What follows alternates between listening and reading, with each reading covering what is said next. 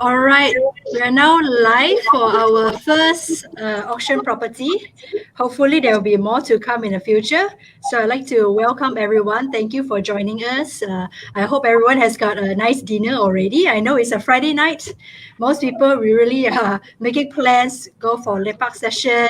You know, we have our partner Shawn already in his room having a glass of whiskey, having Chinese tea. Chinese tea laced with I don't know what in his room, So I know it's Friday night. Most of you like to make plans, lepak or have a session, Netflix session, but today we're going to make it worth your time. We've got really experienced speakers joining us tonight, so I can promise you that this today is going to be worthwhile to take your time off and we will be having a fire chat session. It's going to be informal, so hopefully you'll be a bit more engaging and you'll be able to absorb and digest more of what we'll be sharing with you tonight. All right, so I'll just get right into it. Let me just first start off by introducing our speakers. Okay, so first off, we have Kenny Lee. All right, I'm sure every one of you are eager to learn more about our speaker. So let me just read off his profile so that I don't miss out anything important. All right, so Kenny is currently a real estate agent, author, and ex-mortgage banker. All right, he authored a book in Bahasa Malaysia titled Tolong Luluskan to help people understand how banks approve mortgages and how to get their loans approved. He has helped countless property investors and home buyers to get their dream homes and investments over the course of his career. Now, moving on to our next speaker, we have Francis Lau. Now, Francis is a director of Cornerstone Estate and holds a degree in estate management from Heriot-Watt University, United Kingdom. He is also a registered financial planner and a real estate agent and has over 30 years experience in the real estate industry. He is also a licensed auctioneer and is well versed in the property development process in Malaysia and provides project marketing. Now, next we have our very own Suzanne Fam. All right, Suzanne is our senior associate at Donovan and Ho and specializes in property and conveyancing. She is experienced in advising, guiding, and assisting prospective buyers and sellers on how best to ensure transactions are carried out smoothly and efficiently with minimal complications and setbacks. Right. So before we begin, I will invite our partner, Shawn. All right, he heads our corporate and conveyancing practice department. I'll invite him to give us a welcome address before we start our session today. I'll hand it over to Shawn. Thank you, Adrian. Good evening, everybody out there. And first of all, thank you very much, Francis and Kenny, for participating in our very first Facebook Live appearance by Donovan and Ho, and on a very exciting topic indeed. So I'll just say a few words before we hand over the session to yourselves, as we are really interested in learning more from the two different perspectives or three different perspectives that you have to offer. So today, we actually celebrate our first birthday of the MCO. How time has flown by. It's already been 1 year since the MCO kicked in due to COVID. All right. And just 1 year ago, many businesses were suddenly impacted, shut down. Property use has evolved because of this sudden impact. Many retrenchments have taken place, unfortunately. There were also many business closures, and this continues to persist even during the course of this year, 2021. Hopefully the vaccines come in and life will resume as normal. However, this is the new norm, right? And notwithstanding the bank moratoriums that the government has granted, this actually just deferred the full impact of defaults on property loans. And I understand that, in 2021, unfortunately, we will then start seeing more defaults and the actual crystallization of these properties that have defaulted coming into market. So with every crisis, they say comes opportunity. And there are, of course, a segment of the market in Malaysia that also still is looking out for property for either their own stay or investment. And the auction market really presents an opportunity for this group of people. So tonight, our aim is really just to get different views, different perspectives from different professionals such as yourselves, to learn about the auction property process and the market and certain insights, which I'm sure will be very, very valuable for our audience. All right. So once again, thank you for our panelists here, and let's have a nice conversation on this topic on auction property 101. So I'll hand this time over to Adrian. Over to you, Miss Moderator. All right, thanks, Shawn, for the welcome address. I just realized during a round of introduction that I forgot to introduce myself. So my name is Adrian. I'll be your moderator for tonight, for this evening, and I'll be asking questions on your behalf. Our viewers who are interested or thinking into getting into investing or buying an auction property, I'll be asking questions on your behalf. Any questions that I think a prospective buyer will be interested to learn more. All right, so maybe I'll just begin with my own personal experience. Now, I myself, I have not owned my own my own property, right? So I'm also trying to save and looking into buying one for myself. And honestly speaking, I've considered subsale, condos, landeds, but I've never really considered auction properties. And it's the reason for that is because I've heard horror stories, and I'm sure most people have had the same experience. You always know someone who knows someone who knows someone who's had a very bad experience with auction properties. The horror stories, bodies in auction properties, it's such a terrifying thing, to discover as you're buying your first property for investment or for your own stay. These are really reasons why I haven't really considered, buying an auction property. But perhaps I think there might be some misinformation there, and maybe tonight will be the time for us to, find out whether there is any truth to it. Base your decisions right now. For me, at least, I base my decisions on anecdotal accounts, which are not representative of what really happens in real life. One bad experience, one bad example does not mean that it's really something you shouldn't consider at all.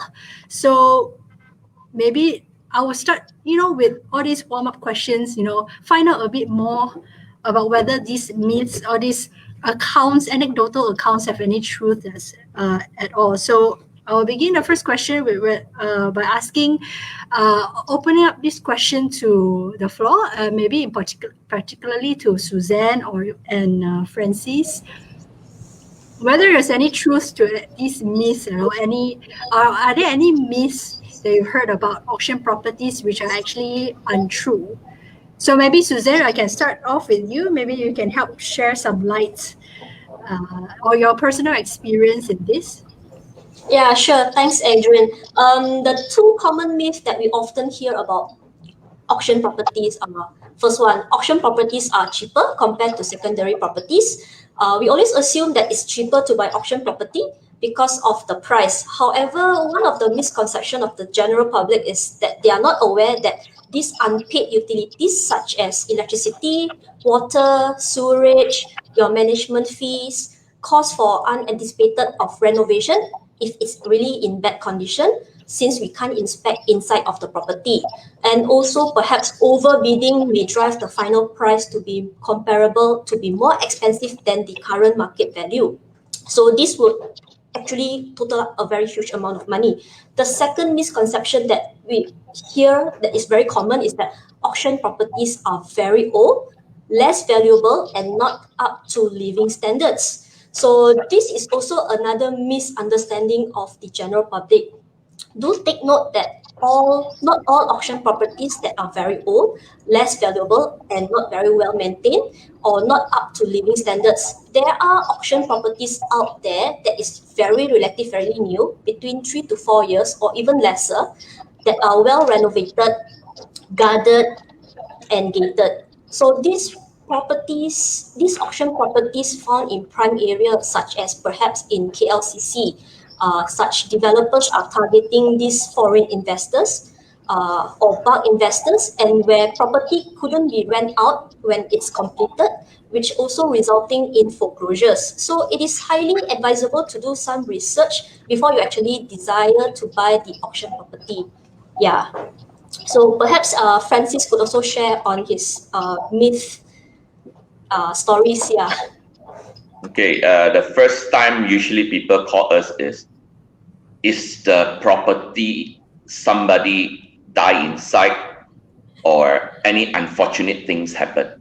I will tell them straight.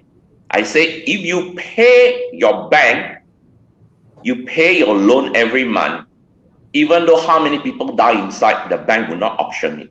Okay? The bank will only auction it when you fail to pay. Okay? So most of them is thinking something bad has happened, and like you said, they're always telling you about the stories. They found a body in the fridge. And I always tell them that in the history of Malaysia, I think that's the only one. The chances of you striking Toto is much higher than you find a body in the house that you buy. Okay? That's a really so yeah, so the chances is very, very slim.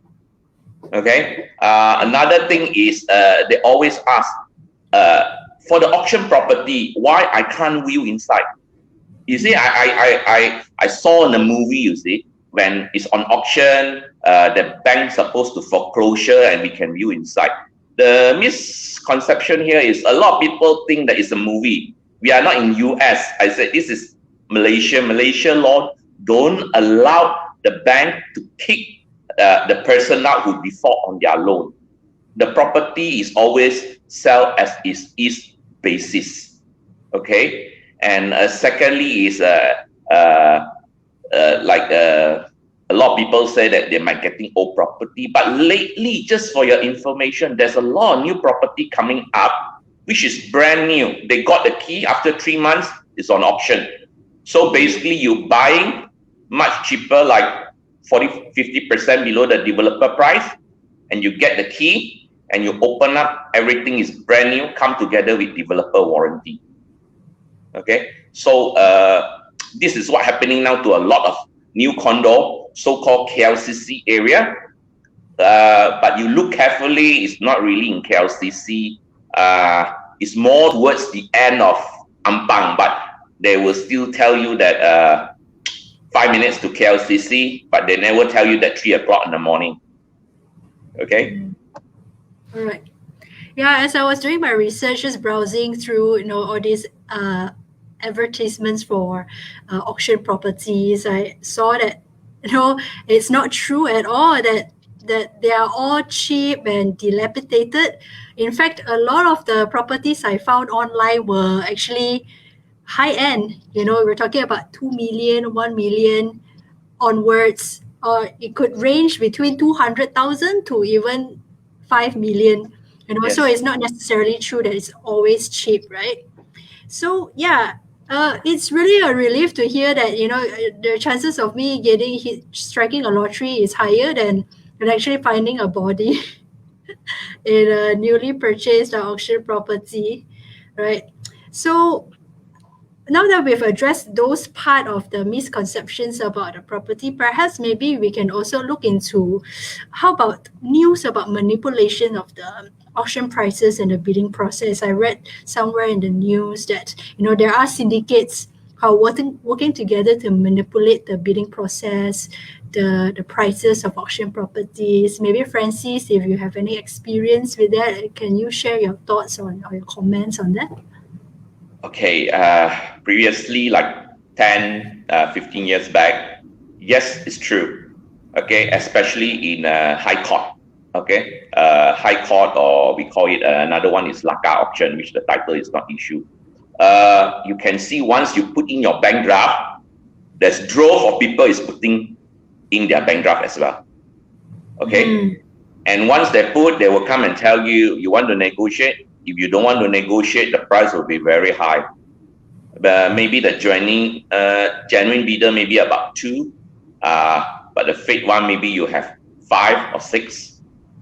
Okay, so a lot of people is very pissed off. The intention is go to the court, buy cheap property, but they ended up need to pay all this and then jack up the price.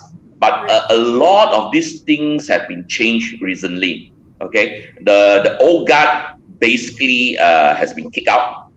Okay, just for your info, I can't tell you very clearly in everything because it's very sensitive. So generally, I will tell you. Okay, so now there's another group. We don't say this is syndicate. This is part of the arrangement. Okay, when certain time you can strike a certain deal to get a certain price. Okay, because this is live, I can't really go to specific a lot of things. Yep. Okay, it's not very convenient. Okay. So you're talking about syndicate that manipulate all these things I can say it's no more. First of all, for the High Court. And secondly, starting last year, all the new cases has been going to the e-lelong. That means if the title is issued, the bidding is no more conducted in High Court, it's conducted to electronic, where you deposit your bank draft to the High Court and you bid at a certain time through your computer. Right. Okay, that one is you make sure that there's no manipulation. You press the button. If you are alone, you are alone. If more than that, you bid. Okay, same with LACA auction. LACA auction, which is the auction that conducted by the auction house. After the pandemic, I can say that 95% at least of the auction is conducted online. Okay, so basically now you can bid from the comfort of your home. You can transfer the money, your 10%, and you can sit there, wait for that date, and you bid. If you fail, they will refund you the next day. If you're successful, everything is online. Okay. So this is part of the what you call the SOP that they implement after the COVID. So to say that there's still people manipulating, yeah, once a while you got a what you call that, a cowboy come in, but that's about it. It's more of an exception, than the norm. Yes. Yeah, so it's fairly safe to participate in the bidding process from the comfort in your own home now that a lot of it is done online. Yes. Okay. All right.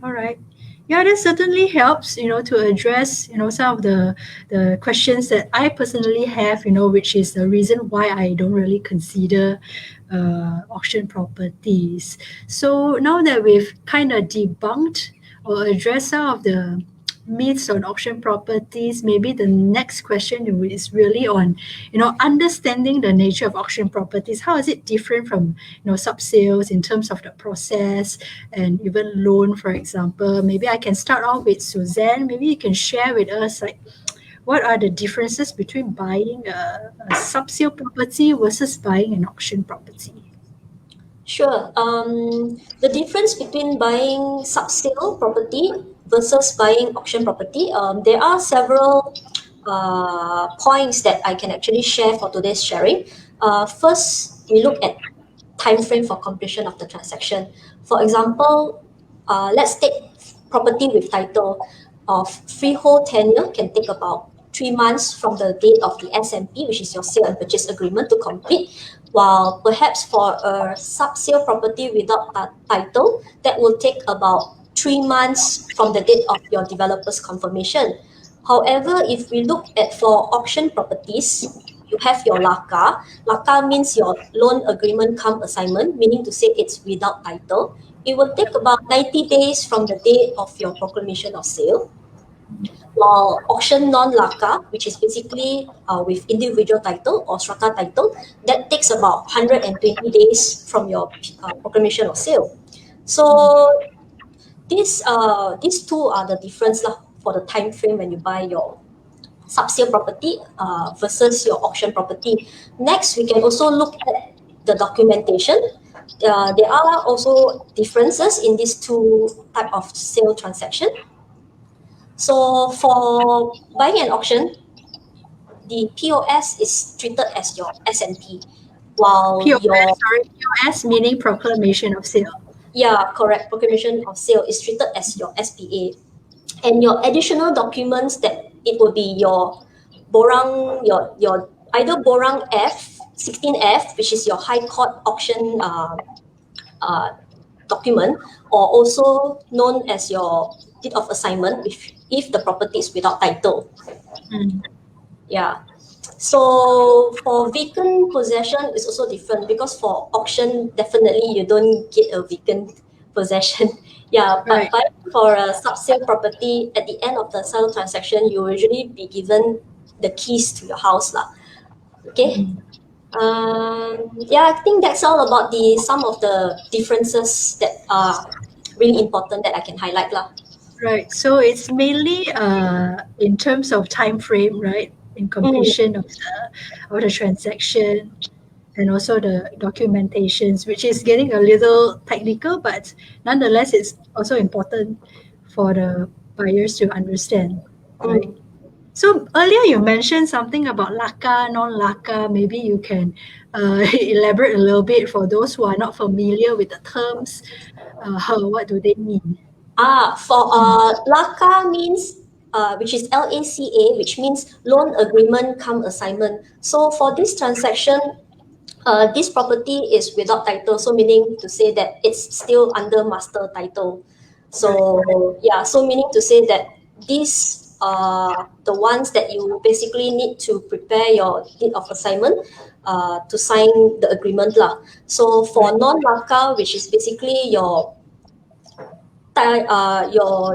documents with individual title or strata title. So when it goes on auction, the process will be different as well. I imagine if it's with title, it would be through the High Court. Maybe if you explain a little bit more on that part. Oh, okay. So if it's non-LACA, you can look, since this auction will be regulated under our National Land Code, Right. this non-LACA, we can actually separate it into two, which is first will be auctioned by High Court, or second will be by the land administrators. So if it's auctioned under the High Court, which is typically the fixed deposit is fixed at 10%, which has to be paid to the court before the auction day lah. So no extension is given. So meaning to say, if you fail to complete your transaction, meaning to say that you fail to pay your balance purchase price within the 120 days, your 10% deposit will be forfeited. Okay. Same goes with under the auction properties by the land office, also the land administrators. Same, your 10%. If you fail to pay within 120 days, it will be also forfeited. Yeah. Yeah. So these are properties with title, correct? You will follow the National Land Code, the procedures. So for properties without title, it would be through. Yeah, it will be on auction house. It will be contractual based because it's not bound any legislation or not regulated by the NLC, which is our National Land Code. So same, you are required to put either your 5% or 10% based on your proclamation of sale, and it has to be, and the balance purchase price has to be paid within 90 days. So for LACA auction, which is it's a bit different. So meaning to say that sometimes the bank do allow for extension. It's just that you need to request. The condition is you have to request in advance before the date actually passes. Yeah. All right. So there's a bit of a freedom there in terms of like negotiating with the bank, whereas with the High Court, if you miss the deadline, means the deposit will be forfeited. So it's stricter in that sense, and easier, had more flexibility to negotiate if it's a laka True. property. Correct.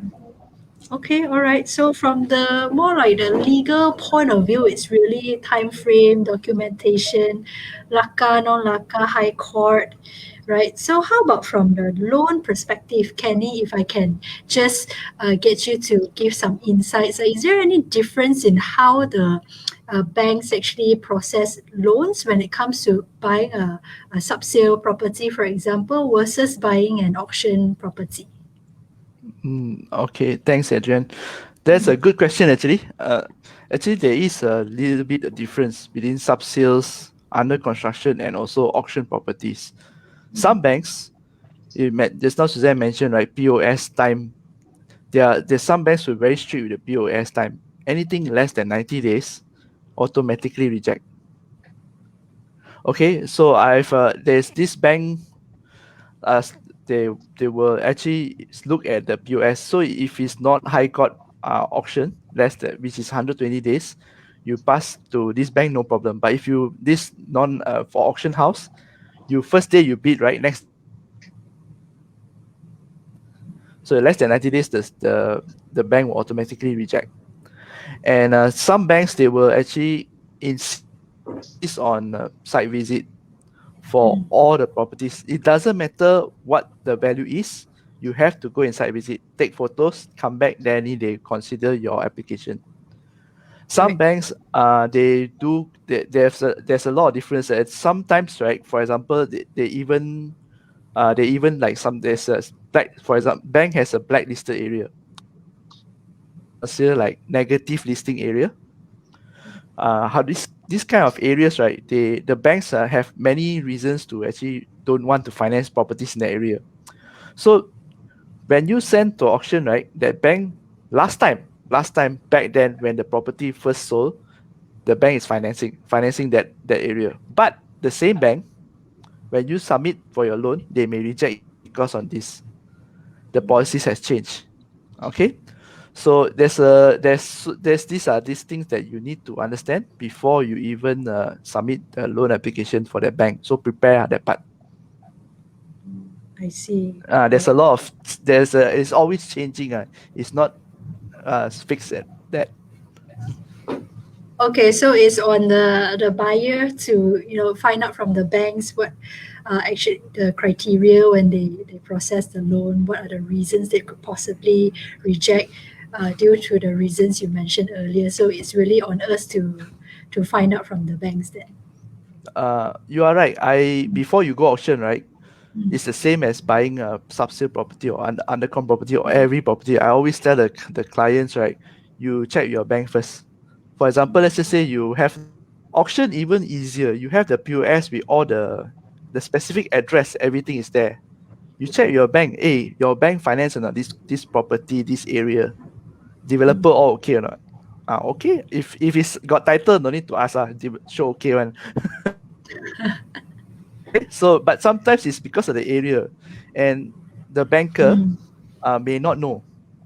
Submit ni, the risk without actually telling. So you be prepared lah, not just one bank, few banks prepare. The area, this is interesting. Yes, The area affects how the bank actually makes the decision correct. on whether to. Okay. Francis, do you have any experience with that? Like, have you encountered any situation where the area is just so bad the banks wouldn't even approve the loan application? We already, when we market the property, we already know whether this property is favorable by bank or not. Certain place, Bukit Antara Bangsa, straight away they will reject. That's why when the bidding, the price is usually very low. You can get a condo apartment for like below 200K, very cheap. But most of the bank, they don't want to finance except certain banks because of the risk of the landslide. Secondly, house near to the oxidation pond, T junction. All this also is another negative factor. Bank don't like to give out loans. Correct. Okay, so Site visit report. thirdly, some of the bank, your house behind is a high tension. Also, they do not like, because a Okay. lot of people are very particular about high tension. Okay, and even though like certain area previously in Klang where there's a lot of gangster and drug, also they mark it as a Also. black area. Yes. Yes, in Klang, there's a very famous area in Klang that the banks don't finance. Sentosa. Ayo, need to mention live chat me, you are. So for us is we always try to market something which is not a problematic for the buyer to get a loan. We won't go to market a property that we know later on you got problem. There's also an area in Klang where there's prone to flood. They also don't finance Yes. the area. Yes. Yes. But certain banks is due to policy. Some banks, right, they avoid totally Cyberjaya. Some banks are total, but I don't know about auction. But most likely, safe to say, if they avoid for sub-sale, they avoid for auction also. So if the borrower defaults on their payment and no bank would loan to buyers, right, who are interested in that property, then there's really no way for the bank to actually get back the debt, right? Because nobody is able to buy that property, right? So not really, Adrian. You see, in Malaysia, blessed because we have 30 over million in population, but we have 13 banks. We are so small, but we have so many banks. So definitely there'll be one bank that will take one. Don't worry. The odd one. Yes. Just keep on finding. No such thing as a property that the bank won't finance. Okay. As long as the buyer's profile is fits the criteria, they will finance. Don't worry. So when the auction properties, the reserve price is like too low, too below market value, means you have to view it with caution then, because it possibly could mean that it's at an area that is really hard to find buyers or banks to finance the purchase. Let me If put it it's- this way, Adrian. Anything that is too good to be true, be careful. That includes property investing or anything else in life. Okay? That is one life lesson for everyone. If it's too good to be true, it's probably too good to be true. Too good true. Yeah, be careful. Okay, all right. So perhaps if I am really thinking of buying an auction property, just wondering aloud, like in terms of supply and demand, like now that with the COVID situation, do we actually see like an increase in the supply for auction properties? Francis, do you have like any insights to share on that? Okay, actually with the moratorium, basically there's no new supply. Okay, the moratorium now is until June when they apply. So if you expect any new stock to come in, will be next year. And for your information, the auction property is selling like hotcake now. All over the world, the market price of the properties have increased. And the price is even higher than before the MCO. We have never been lack of bidder after they lifted up the MCO that allowed the court or the auction house to operate. Initially, we also is very surprised. Suddenly, it's like previously it's so difficult to get a bidder, but suddenly now it's like everybody is coming out to buy. What happened? You say market is down, but you just go to the high court auction now. You can see that there's so many bidders. It's like packed. You don't believe it until you see it yourself. A lot of bidder is asking me, I should able to get very cheap price during this period because people is out of job, the economy is bad. I say no, you are wrong. In actual fact, you might get a higher price than before the MCO because everybody is buying. Even though there's recently one house that facing T junction, They tried to sell it like a year. The price dropped until 400 and 1,000 facing T junction. And we have about 20 bidders. And the price went up to 510 facing T junction. People is just crazy nowadays. Okay. So the competition is stiff then, like for a bidder, if there are so many bidders, means the prices will drive Yes. up the prices then. Yes. Okay. This is the actual situation now. Right now. Yes.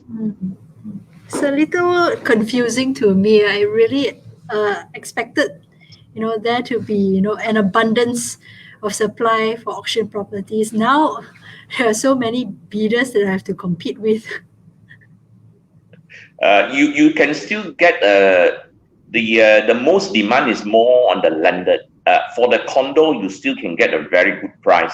Like certain area like Cyberjaya, further out of the town, you still can get very good price, like up to 50% of the below developer price. But you're talking about prime area like in KLCC and all that, the demand is still very strong. Surprisingly, there's still a lot of bidder up to today. Okay. All right. So let's say I'm really interested in bidding for an auction property, right? So I think one of the main things that every buyer should be concerned about is really the cost. Okay, so maybe Francis, if you could share, like, what is the cost that I should, if I want to participate in bidding the process, in the bidding process, what is the cost that I should be prepared to pay upfront to participate in the bidding, for example? Okay, first of all, it depends whether you go for LACA or non-LACA. Okay, LACA, usually every bank have their different rules, but most of them will pay for all the outstanding maintenance, quick rent, and assessment. But basically, most of them won't pay for your utility. Utility you need to settle. Okay, but certain bank they only pay half, certain bank they don't pay. So you need to read the proclamation of sale very carefully, or the condition of sale very carefully, whether they're going to absorb or not. For high court is standard, they're only going to absorb the quick rent and assessment. They wouldn't absorb the outstanding maintenance if you are buying a strata. For a land office, they will absorb for the quick rent assessment and the outstanding maintenance. So you need to know which one you are bidding, LACA, non-LACA, or high court or land office. Okay, so if let's say example, they already cover everything up to the date of auction that you're going to bid for the non-LACA, for a LACA case. So basically your expenses should be the same, okay, like the normal sales and purchase. But there's an exceptional case that I need to highlight here, okay? Because not a lot of people aware of this risk. Even though it's a LACA case, they still have risk attached. Okay, let me tell you a few examples. One of them is, it's a LACA case, but strata title is issued. Still under developer name, but it's still auctioned in LACA because the name is not transferred yet. Okay. So when they transfer, when you bought the property, you bid and you successfully. If the developer say, okay, I allow you to do a direct transfer, it's okay. But certain time certain developer will request a very high fees for transferring to you under direct transfer. Certain developer, they don't even allow direct transfer. You're going to do a double transfer. Double transfer means double stamp duty. Time frame will be dragged. If freehold, it's okay. If leasehold, you're going to get a state consent again. Bank need to sign on behalf. Can drag up to 1 to 2 years.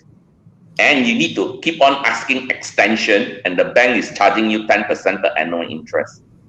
So all this is additional cost. Okay? And another thing, a lot of people is not aware. You bought a property. Developer willing to sign to do a direct transfer for you. Okay, this is very special. Then you got a loan. But when you start to release, you got stuck. The lawyer is in panic. The bidder is in panic. Why?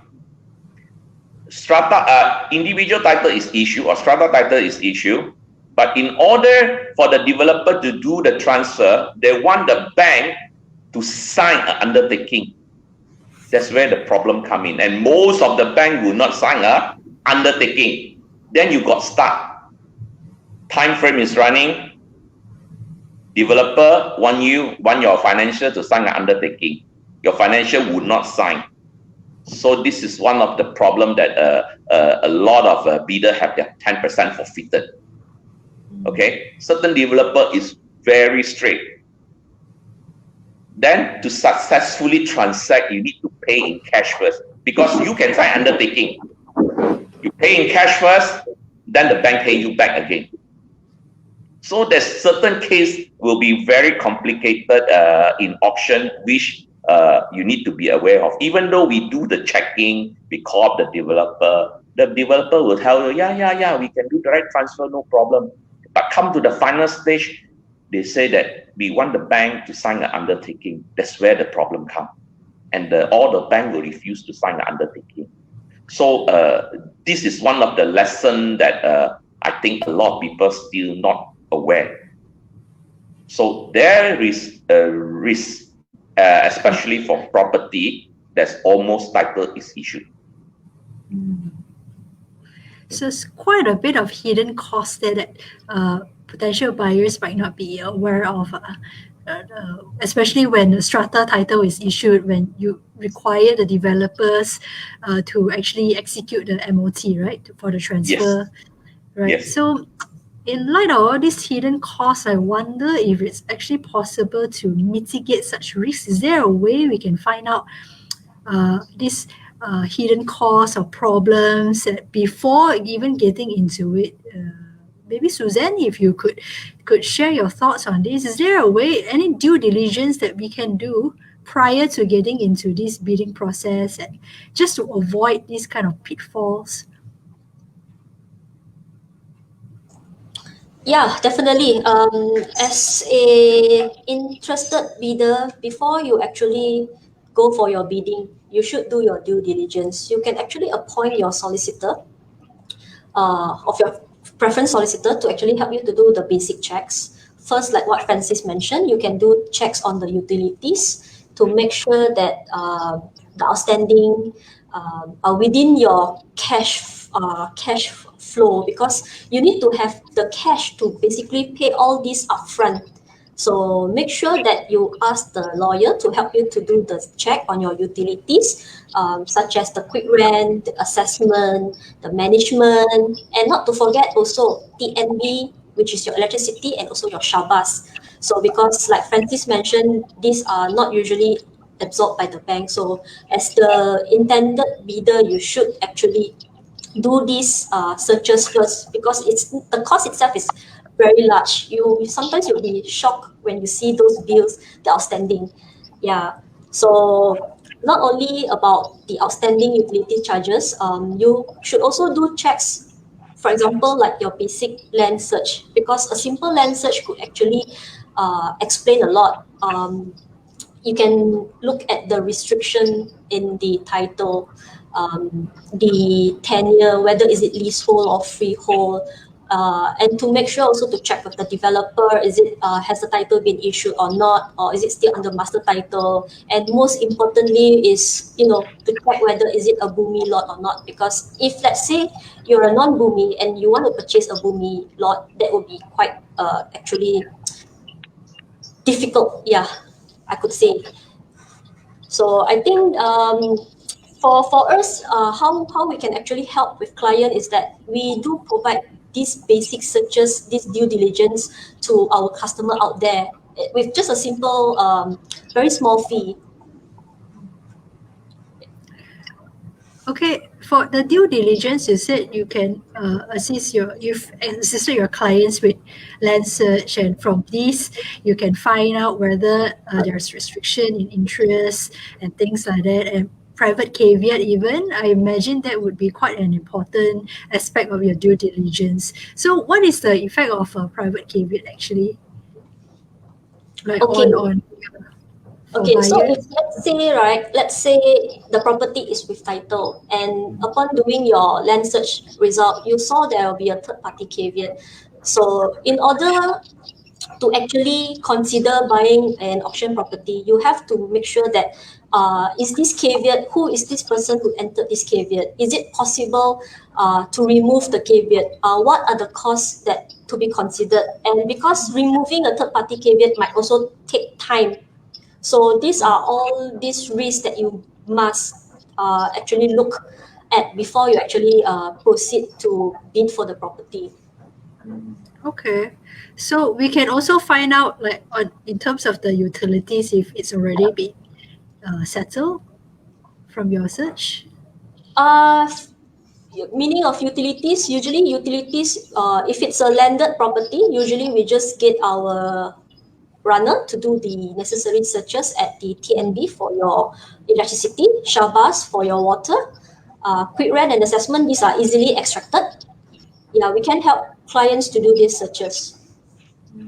Okay, knowing upfront definitely helps us make a better decision, right? Because then you would know like what other hidden costs that you have to be prepared to pay. Because I imagine the utilities bills is not it can go up to a few thousand, 10,000 even. I've heard from a friend the utilities bills went up to 10,000 and it's really quite a lot for first time buyer especially. Yeah, correct. So we usually advise our client to at least put a ballpark figure, at least 5 to 10%. If let's say the property, for example, that you are going to bid, perhaps the reserve price is at 300,000, right? So at least to keep at a side for 5 to 10% to pay for these outstanding utilities. Okay, that's definitely helpful to know that we can actually find out a lot more about the property. You know, you cannot do internal inspection, but at the very least, you should make sure that these things are in order, right? You don't have any private caveat lodged, which would be a headache for a buyer, because what it does is that it prevents any dealings on the land until the caveat is lifted. So it definitely helps to have a land search, to conduct a land search and you know as part of your due diligence. Yes. All right. Okay. So any other common mistakes that you have seen, Francis, that buyers can avoid in the future when they do want to consider buying an auction property? Any other common mistakes that you've seen that we should all avoid? I think the most important thing is if you have sufficient cash, you don't really worry about a lot of things because with the cash you can buy time. Okay, and just for your information, there's a lot of bidder who love property that is problematic. They will always look for the property with a lot of problematic caveat, registrar caveat, you name it. Okay, big utility, because you know why? For people who very well versed, this is not the issue, but the competitor will be much lesser and you can get a good price. You see, in this game, in auction, the people who have money, they don't really care about all these things because they know what they want is a good buy. Okay, just for sharing, for utility, basically for the TMB, even though the bank is not going to bear, or the what you call it, the court not going to bear, but basically you no need to pay.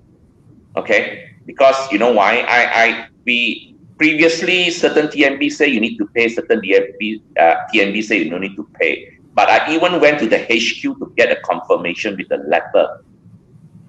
TMB now will go after the registered name. If you're gonna buy through auction and it change it to your name, the rest of the outstanding, you no need to bear a single cent. Okay, so this is a good news for the bidder. A lot of people still worried about that. I even have shop who has 50,000 outstanding. So they just changed to the new owner name. TNB will go after the old owner because it's based on contract.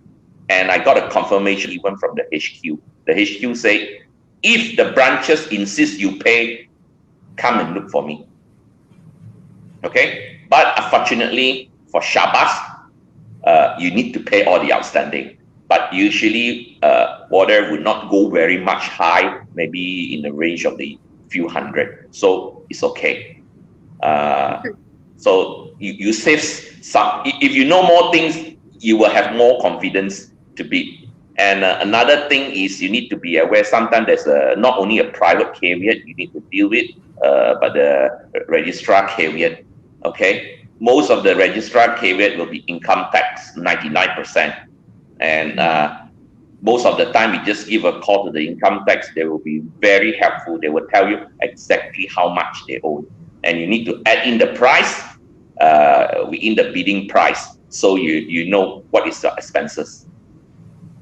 Okay, right. So maybe, Francis, if you could also walk us through briefly the process involved in participating in a bidding process. You know, how if I want to participate, how do I go about it? Okay, we just go straight to the point where you already confirm everything, check everything, and you want to proceed for bidding. Okay, basically bidding, the agent nowadays will assist the bidder. Basically, we check everything. What the bidder needs to do is register. It's very important to register. Most of the time, we need a name, IC, address, and certain bank they need copy of bank draft. Okay. Then, if nowadays, if you're talking about LACA, which you do direct transfer, they need an acknowledgement. So after that, we will help you to opening a new account for bidding. And basically, the bidding there, you just press the button. That's it. Simple, stress-free. And I just explained to one of my bidder, and he can't believe it. You sure it's so easy? I say, yeah. You only need to press a button to bid now. Wow! Just be careful not to press it by accident. Oops. So once you press is the higher bidder, usually they wouldn't allow you to press again. So it's quite safe compared with previously. You need to go to the auction house. You need to go to the hassle, raise your hand. So many. Sometimes the auctioneer cannot see your hand because now the hot property. When the next bid, you can see 10 hands is going up. So the auctioneer don't know which one to point. You know. So, but there is fun. You're talking about like a few years back. It's fun because the atmosphere is there. It's like a party. Everybody is raising hands, shouting. But nowadays it's so quiet. It's just like pressing a button. Not so fun to watch like the old days. Yeah, but dramas. Yeah, it's quite nothing much. Yeah.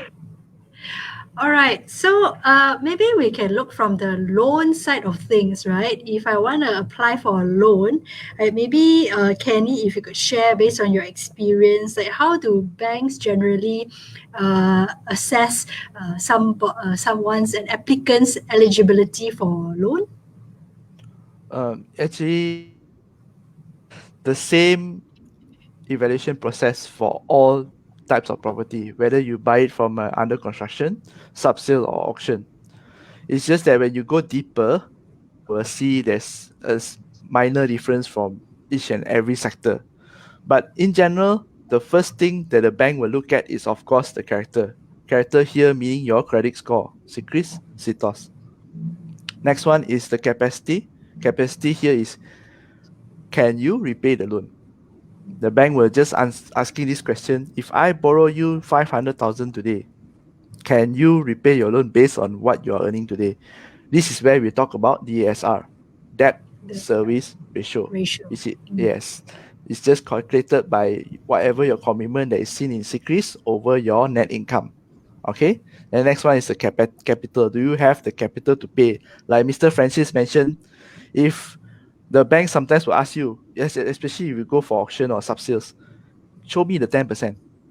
Show me savings. If you go under con, also same, savings. So if you can't show the savings, how am I going to borrow you? How are you going to pay the 10%? So what the bank will do is just like, he maybe will reject you or ask you, cut your margin further.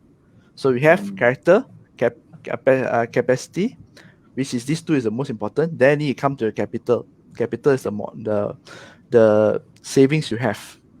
Okay, some banks would, then this is where the criteria come in. Then there was maybe some of the things they take as savings, some of the things they don't.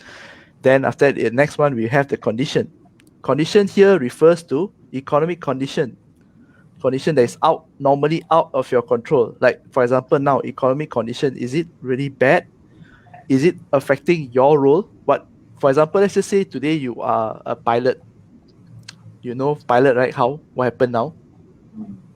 But not lend you, just based on this. Doesn't matter if you are still employed, but your salary is cut, maybe half, or even you have a full salary, unless you are in the top management yourself lah, and you're founder of the company, like AirAsia, then okay, no problem. That is condition. It's out of your control. It's based on what you do. Then the last part, the last one, a lot of people actually miss is the collateral itself. You see, according to the one where I said character, is it by the order of importance.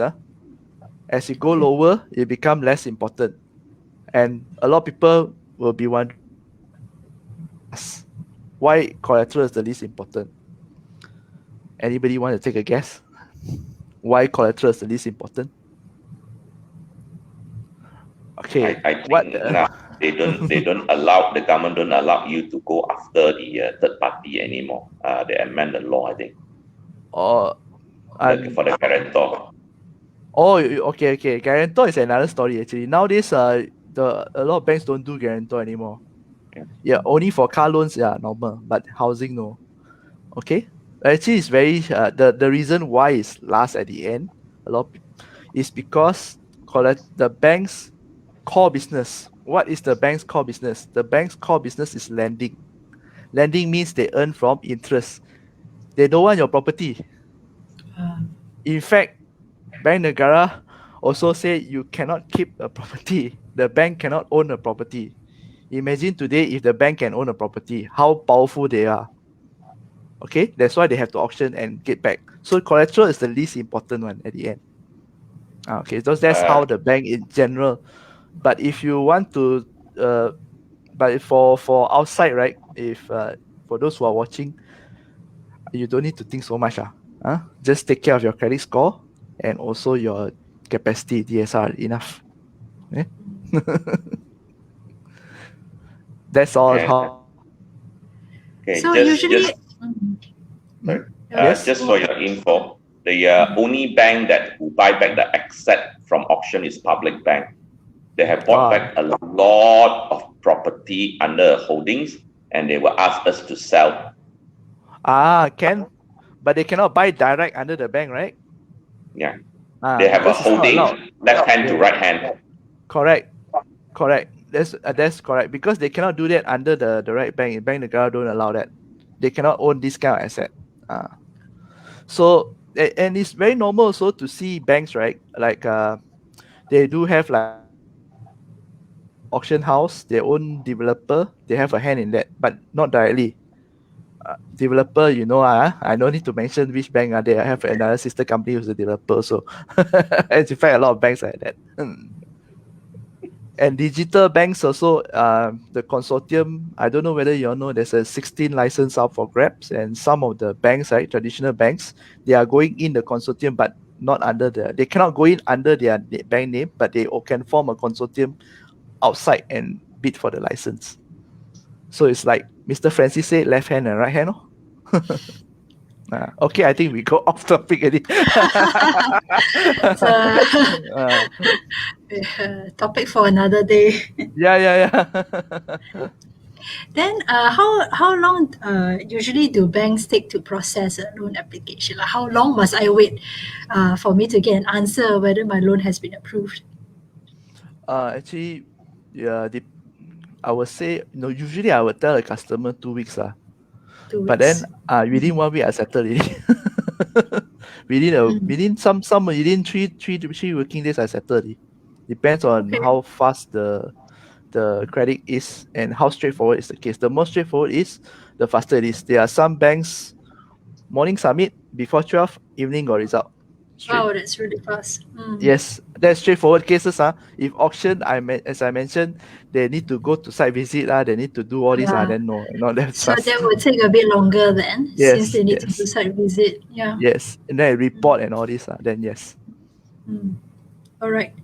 So moving on to the last part, all right, I'm more interested in the strategies, the tips aspect to buying an auction property. Maybe I can start with Francis. You can share any practical tips how to participate, how to take advantage or seize the opportunity, in bidding for an auction property. Okay, the strategy is depends whether you are an investor, owner that you want to bid and buy for own use, or you just want to see whether there's a water fish to catch, or Chinese say is a frog coming out. Okay, it depends what you want basically. But what I can say is, in order to get a good price, most important is don't wait until the price rock bottom. You will never get your property. A lot of customer has been waiting and waiting, and every time the price drop, they are very happy. But when they decided to participate on the auction itself, the price went up 2 times of the earlier auction. Because everybody is doing the same thing, right? Yes. And bidder will never listen. They always tell you the logic. Yeah, they will tell you the logic. How can I bid now? The price can be higher than the last round. It doesn't make sense. And we always tell them, after finish, you tell me the sense. And most of the time, not 100%, but most of the time, it's much, much higher because everybody is waiting. And we did some survey also as well. We asked them, hey, why you wait until this round? We asked some of the bidders. And a lot of them, they say that, well, what happened is I missed the last round. It's too late, or I'm overseas. I'm not aware. So usually as an agent, when the price drop to an attractive price, we will market it for months in the media. So that's where all the prospective bidder got to know, and everybody go in at the same time. When the price is not that attractive, usually the advertisement, we don't push so much in the advertisement. So you know what you want, the price is cheap, it's reasonable cheap, go ahead, don't wait.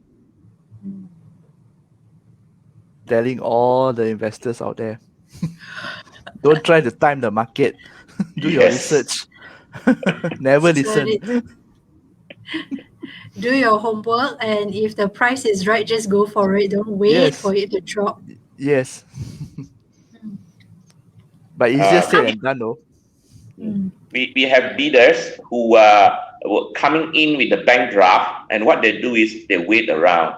They ask around, they check around whether anybody bid or not, ask around. And after they found out that really nobody bid, they refuse to bid. They say, I can save 10%, wait for the next round. But then you know what happened the next round. The price will keep on dropping and attract more bidders. Oh yeah, actually, Mr. Francis, the price will keep on dropping, right? For if there's no bidders for the bank doesn't actually successfully to sell, auction it off. Every round 10% they drop, right? Different bank, different strategy. We have bank that refuse to drop, and we have bank that will drop 20% each round. Wow. Okay, so 10% is not the standard. Okay. Normally it's 10%, but certain bank they're very aggressive. What they do is they know how the bidder react. So every round they drop 20%. So it will attract a lot of bidder to bid up at a much higher price. 20%. And they save on the auctioneer fees, and they can get a better price because of the crowd. Say play with the emotions again. Yes. So another tip then for buyers, don't play with emotion. Just fix a price that you're willing to pay, and if it goes above that, then don't. You know, in the Yes. heat Yes. of the moment, you see everybody is really into it and bidding to get the property, and you want to be a part of it, but you might not necessarily be prepared to pay for the price that, the final price, right? Due to everyone's eagerness to participate. Mm. Mm. Correct. Okay, right. So, given that we are unable to conduct any internal inspection on the property, Francis, from your experience, then how do you review a property? Any practical tips for reviewing a property? Make sure that it's actually in good condition, it's not dilapidated, no hidden costs for fixing problematic damages to the property. Okay, it depends what property you're looking at. You're talking about the new property which is just complete and under developer warranty. That one is no issue. Most of the people, what they worry is old building or old houses. But then again, I give you an example. If you're looking for an old property which is in a very established location, let's say Bandar Utama, okay? So if the bidder asks me the condition might be bad or whatsoever, I said, I give you an example. If you're going to buy a subsale, okay, you go in and look at the house and eventually you bought it. And what you're going to do next? You're going to renovate the whole house because the house is 30 over years, correct? Even though how well maintained, the design is 30 years old, the toilet and everything, you're not going to use it. You're going to renovate the whole house. So what's the difference now? Since you're going to knock everything down, we do the wiring, plumbing, what you're buying is basically the location. So if you intend to do this, I don't think so it's any issue, even though the house is well maintained. You're going to like hack here and rebuild the house. So most of them is going for the location rather than the condition of the house for more established area. But if you gonna market a property which is in the range of maybe 200,000-300,000, these people is more concerned because you know why they are more on the lower income. They don't have so much money to renovate. Okay, so these people always tend to look for the further away from the Klang Valley, but it's a newer house, so they don't need to spend so much money on renovation. So we ended up like more established location, old house, the investor go in and grab. And what they do is a lot of contractor nowadays, they grab it, they redo it, and they sell it at a profit. So basically, it depends what you want, which area that you're targeting in. So the strategy will be different. Okay, all right. How about in terms of getting loan, Kenny? Is there any tips that you can share in increasing someone's chances of having their loan approved? Oh, okay. I think this one, everybody is talking about how to get their loans approved.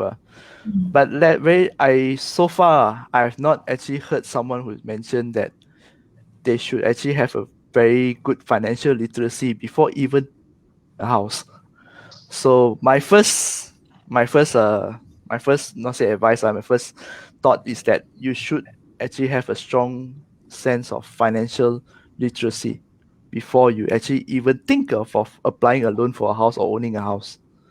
Okay, that is number one. Then the second one, the thing is that for me personally, I would like to look for people like Mr. Francis himself as an expert for property, and then ask him about property, and then I will look for a banker who can advise me, on what to look out for the loan. And it's not that hard actually. There's only two things that you need to focus on. Every banker will tell you there's only two things. Number one is your credit score. Number two is your capacity, whether you can repay your loan. That's it. You will increase your chances already.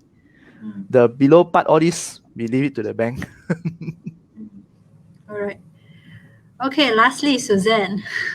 Earlier we talked about, the importance of due diligence. Maybe this is really a time for you to elaborate a bit further. Maybe share with us, like, why it's so important to conduct a land search, for example. What any examples that you can give where your client was able to avoid a potential problem with the purchase of a property because he or she actually did a prior proper due diligence before actually getting into before actually buying, making the decision to purchase a particular property.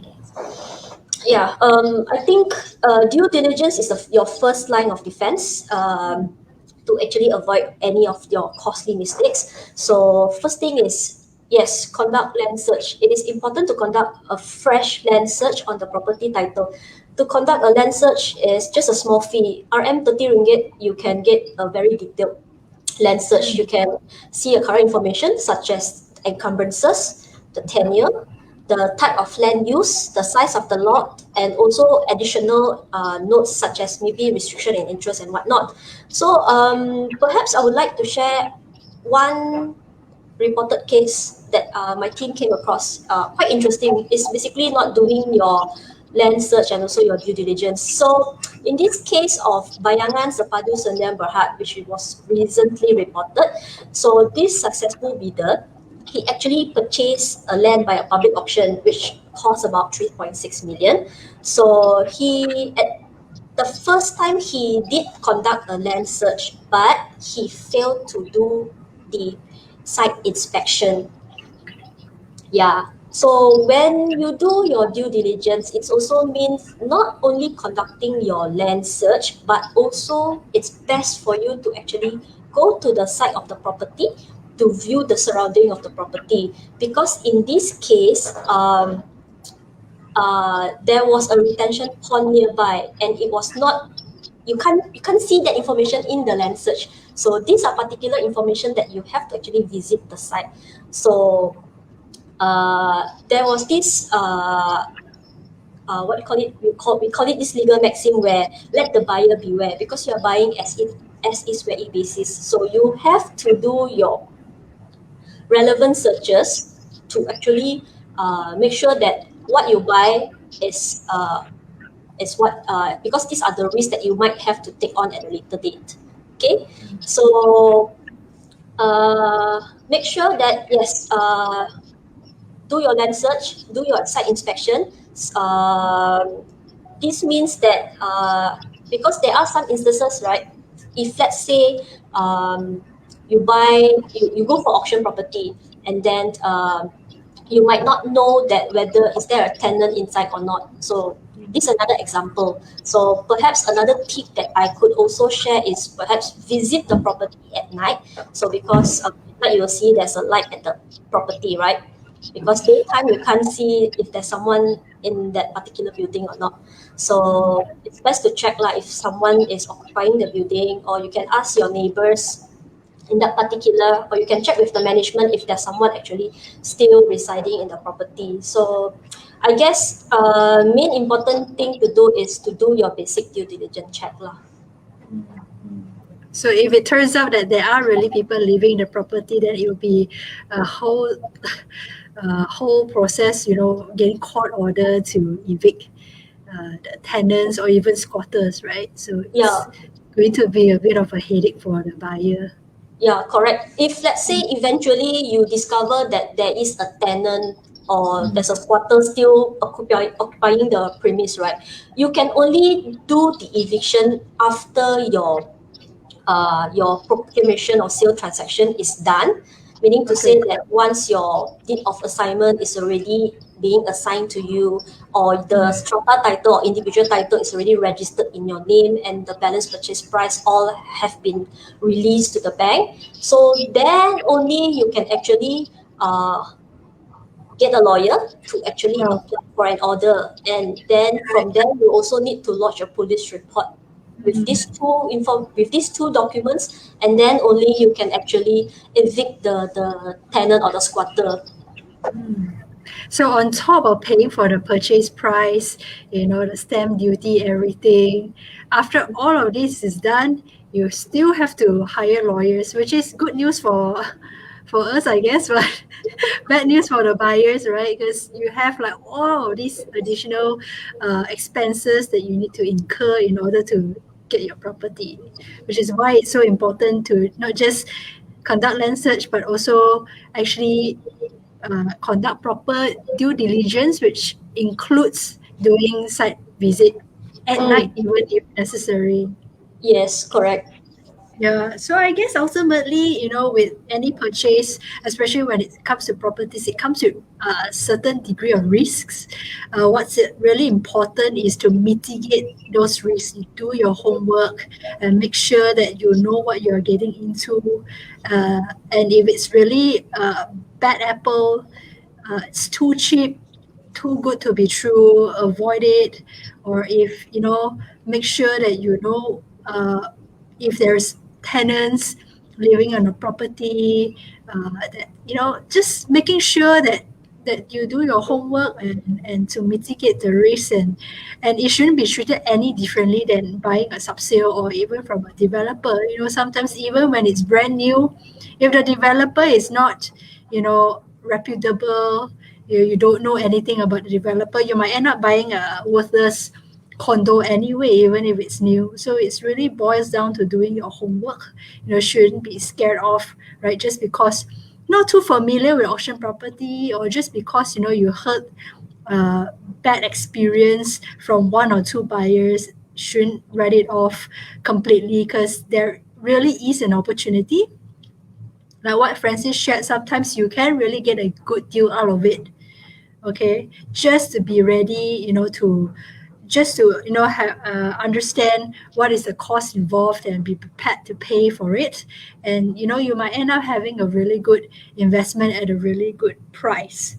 All right, so I guess this really concludes our fire chat session. It's been really good to have every one of you share your insights, your experience, in dealing with auction properties. I believe that audience, myself, I'm also looking to buy a property. I definitely benefited from this. A lot of these hidden costs, for example, extra due diligence works, that I wasn't aware of, and it's really helpful to make a more informed decision.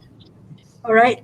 So I guess we've really run out of time, and we've really covered all of the bases, everything that we wanted to share with everyone. So I hope that everyone has had a good time. You have a couple of takeaways, things that you have learned from this session, and to go on, embark on your journey to buying your first auction property. So thank you everyone for joining us. Thank you, Kenny, Francis, and Thank Suzanne, you. for Thank sharing you your for joining thoughts. us.